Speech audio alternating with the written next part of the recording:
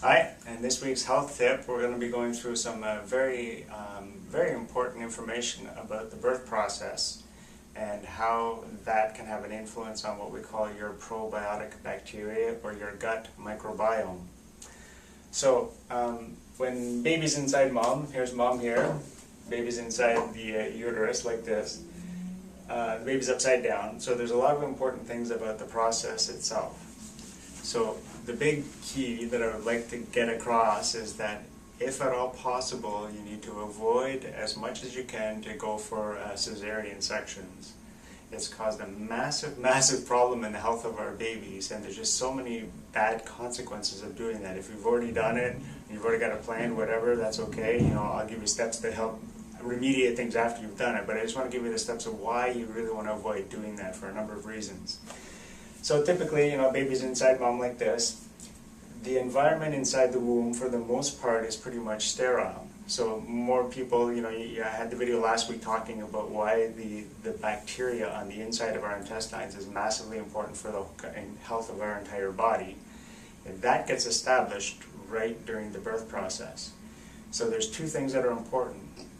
Just to give you an idea of how that actually happens. So as baby's coming out vaginally from mom, the baby is actually getting colonized by mom's good bacteria, which are found down in the vaginal area of mother.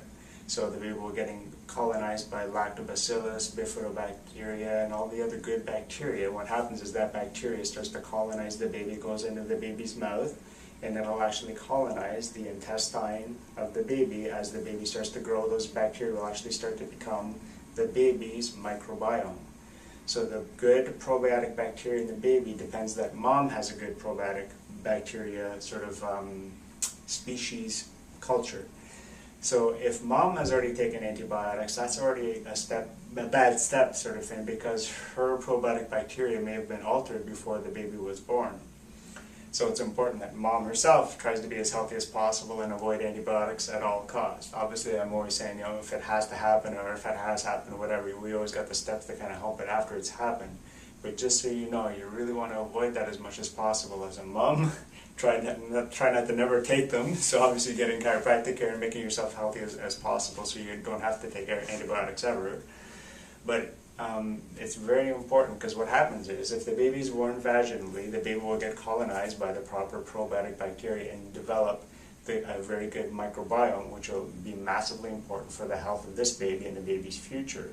So if the baby is born by a cesarean section, the baby is actually going to be pulled out through the belly of the mother, and along the belly you're not having good probiotic bacteria, you're having things like staphylococcus and streptococcus. The baby might be exposed to whatever's on the gloves of the physician or the obstetrician gynecologist, or whoever's been in the room for the last 5 or 10 minutes. That's what's going to sort of start colonizing the baby. And when you don't have a proper establishment of the gut bacteria, it just sets up so many problems that we're seeing today that you wouldn't believe it. So like asthma, allergies, colic, diarrhea, reflux, problems with brain function as the kids get older, just so many things. If you saw the video last week, the gut microbiome is basically the most important organ we have in our body almost, and if that doesn't get established properly at the beginning, it can just set up for so many bad problems. So not only in the birth process, as you know, the baby is like in a liquid environment that's totally inside the lungs and everything else, so during the normal birth process, the uterus actually contracts from the top and it actually squeezes down like this. So as it's squeezing down, as the baby's coming out, it's actually almost like wringing out the baby and wringing out the lungs of that fluid.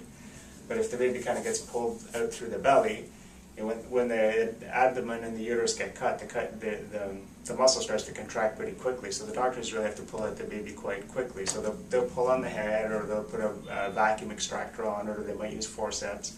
Or the baby might have even been breached and they might have to pull the baby out by its legs or whatever it is. But it's a very sort of dramatic, sort of quick kind of movement, and it doesn't have any sort of the class and the rhythmic nature of the uterus kind of contracting in a rhythmic way to help that. So then they'll stick the little bulb in the nose and in the mouth, but they're really not clearing out the lungs like it would if the baby was upside down getting wrung out from top down. So a lot of times kids born through cesarean sections have much more incidence of asthma and allergies and things because the lungs are really a little bit weaker and the fluids is remaining and all that kind of stuff, and also because the probiotic bacteria doesn't get set up properly, which can set the stage for allergies and asthma and irregular immune system function and everything else. Some of the other things too, we know kids born with a cesarean section, they have a much more higher incidence of probably developing a scoliosis, and there's also a higher, they actually statistically know that they statistically have lower IQs than babies born vaginally. So once again, we know that gut health influences brain health, so that can be an influence on that. But the other thing is the bones, the cranial bones on the baby's head, they're all pretty soft, and they can like fold over each other. So when the baby's actually being born through the normal process, the uterus is actually kind of contracting in a rhythmic way. So the baby's actually kind of coming down and coming back up again. So that's actually kind of squishing the brain, if you want to call it that, to kind of activate it on the way out. So the baby's kind of getting like a rhythmic kind of squeezing, massaging of the brain as it's kind of going through that normal process like that. So that normal sort of rhythmic action actually kind of squeezes the brain, activates the brain cells, and it does a number of other things. And even just the fact that there's like a pressure on the brain and a pressure on the body itself is very important to help brain function. And there's a lot of reflexes and things that happen, have the baby turn upside down and all that stuff. So all of these things are very important. And as the baby's coming out, that pressure along the spine helps to sort of what we call utilize certain reflexes. There's reflexes that babies have when I'm checking them, you know, well, if you scratch their spine like this, they should actually contract like this. So when the baby goes through the process normally, those things are actually utilized and they go away. But very often babies that are born with a cesarean section, they actually retain these reflexes that should have gone away as the baby's brain gets healthy. So sometimes babies that have what we call retained primitive reflexes, we see that a lot in kids with challenges in the autism spectrum and ADHD. There could be like a 5-year-old kid and they do this on their spine and they're still doing that action which should have gone away a long time ago. And that kind of fidgetiness, when they sit back on the chair in their classroom, they're doing this all the time, and they say, why does the kid have ants in his pants, or if the tag on the shirt or the pants are too tight, it may cause that reflex all the time, and the kid's squirming all the time. So that's just one of the many, many things that can come of it.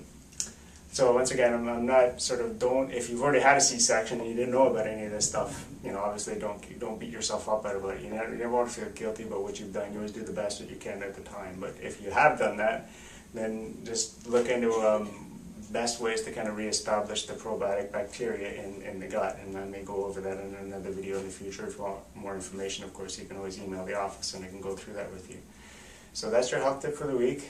Please avoid at all costs taking antibiotics if you can. Don't give your baby antibiotics if you can avoid it at all costs, and really, really know that if you at all possible, try to have a good, normal vaginal birth. If you can do it at home, try to do it, you know, whatever the position is most comfortable for you at home would be ideal, or with a midwife, that kind of thing. Really, you gotta really try to avoid the cesarean section process as much as possible. So thanks very much for following this. Please share this video if this was helpful, of course. Down below we have the information for the office. I'm in 2 areas. I'm in the West End, and I'm also in the East End, so check out drmarcodc.com. And you can see where the offices are, and please share the video, and we'll see you next time. Thanks.